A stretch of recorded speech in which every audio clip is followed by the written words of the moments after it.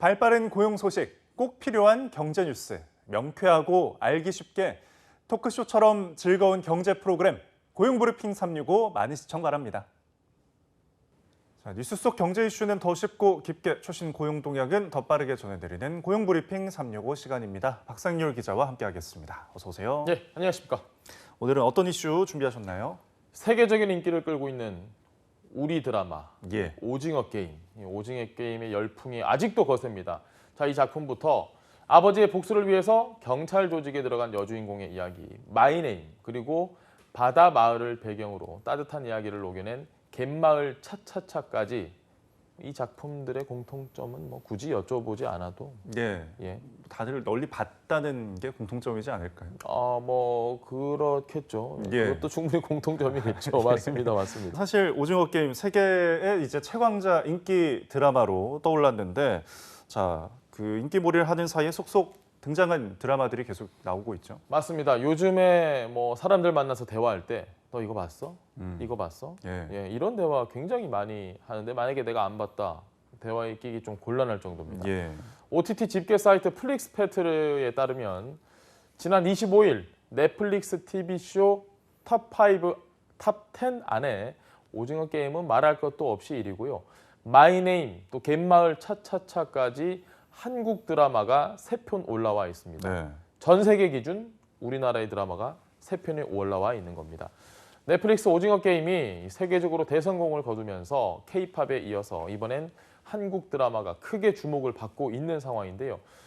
코로나19 대유행 기간 중에 할리우드의 가장 강력한 경쟁자로 우리 대한민국 콘텐츠가 급부상했다는 평가가 있을 정도입니다. 예상을 뛰어넘은 K-드라마의 성공 요인과 또 앞으로 더 성장을 하기 위해선 어떤 것들이 개선돼야 할지 이슈픽에서 알아보겠습니다. 네, 한국의 드라마가 세계 시청자들을 홀렸다고 할 정도인데 이 분위기라면 K-드라마 신드롬이라고 불려도 될 정도 아닌가요? 맞습니다. 뭐 그동안 돌풍하면 프리즌 브레이크 좀 예. 유명한 것들이 있잖아요. 근데 오징어 게임 돌풍은 지금 아예 그냥 격이 다릅니다. 네. 이렇게 격차가 지금 벌어져 있거든요. 세계에 1억 가구 이상이 시청을 해서 넷플릭스 시리즈 역대 최다 기록을 세웠고요. 넷플릭스가 서비스되고 있는 94개국 중에 94개국 모두에서 1위를 차지를 했습니다. 네. 정말 대단합니다. 드라마 속에 나오는 그 인형 굿즈 그리고 초록색 체육복은 헬로윈 인기 창작 제품이기도 했고요. 또 달고나 만들기, 딱지치기 따라하기 뭐 이런 유행이 아직까지도 계속되고 있습니다. 주연 배우들은 미국 인기 토크쇼에 출연을 해서 또 대흥행을 몸소 실감하고 있습니다. 네. 사실 오징어 게임 이전에도 한복을 입은 좀비로 파격을 선사했던 드라마 킹덤도 있었고요. 네. 그리고 북한이 등장했던 이제 사랑의 불시착, 예. 빈센조 등 드라마도 있었는데 세계 시청자에게 이렇게 인기를 끌었던 거 한국 드라마가 어떤 요인이 있을까요? 우리나라가 만드는 드라마는요. 예. 스토리 플러스 사회 구조적 문제 아주 깊습니다. 예. 재미도 있고 깊다. 지금 돈의 압박에 눌려서 죽음보다도 못한 삶, 오징어 게임이죠. 네. 또 킹덤 같은 경우는 배고픔에 시달리는 민초와 또 특권 양반층의 이 극단적인 대비를 전면에 등장을 시켰습니다. 그렇죠. 부의 집중과 또 비인간적 경쟁 문제가 고스란히 담겨 있다는 말씀을 드리고 싶은 건데요. 현대 사회의 모습과 아주 흡사합니다. 영화 기생충이 사회에 엄연히 존재하는 계급성을 꼬집어서 이 세계인의 공감을 얻은 것처럼 말입니다. 지난 10년 동안 한국의 불평등 정도는 여기서 이렇게 더 벌어졌습니다. 전문가들은 코로나19로 지금 더 극심해진 양극화와 불평등에 대해서 한국 드라마가 한국적인 것과 조화롭게 아주 잘 담아냈기 때문에 성공할 수 있었다고 평가합니다. 네. 결국 우리 풍자와 해악의 민족이 좀 예. 반영된 게 아닌가 싶은데 맞습니다. 드라마 갯마을 차차차 같은 경우에는 어떻게 보면은 기존에와는 다른 반대편에 놓인 작품인데 인기가 많단 말이죠. 어떤 이유인가요? 그렇죠. 갯마을 차차차는 한마디로 제목부터 좀 따뜻하잖아요. 예. 내용도 따뜻하고 위로가 된다 이런 이야기들 아마 많이 하실 겁니다.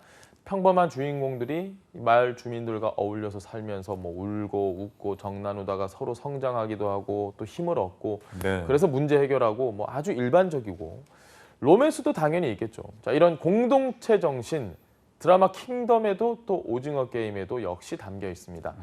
오징어 게임의 이정재, 최후의 1인만 살아남는 살벌한 서바이벌 게임을 하면서도 줄곧 오지랖이 넓다 싶을 만큼 주변 사람들을 챙깁니다. 서양 작품은 보통 개개인들이 문제 해결을 강요를 받죠.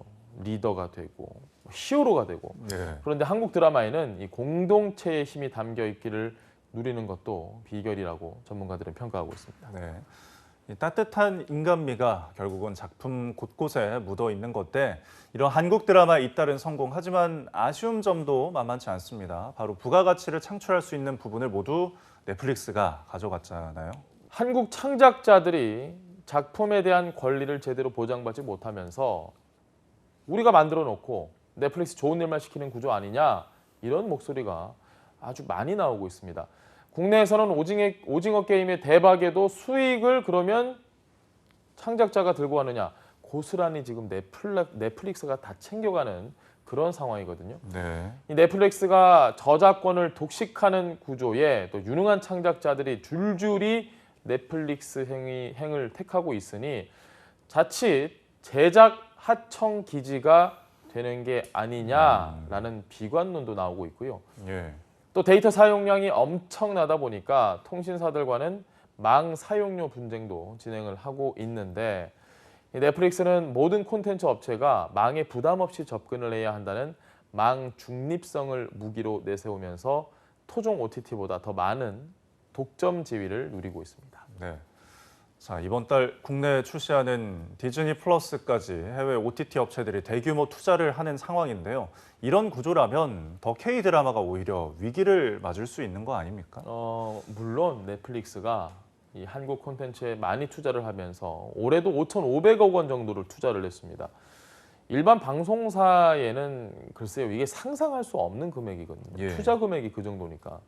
덕분에 K 콘텐츠가 세계로 나가는 계기가 된 것도 사실입니다. 이렇게 한국 제작자 입장에선 든든한 투자자가 생긴 측면도 분명히 있습니다. 하지만 완성된 작품 권리와 수익을 모두 OTT 업체가 가져가다 보니까 이건 좀 개선을 해야 되는 게 아니냐 그런 목소리가 갈수록 높아지고 있습니다. 예.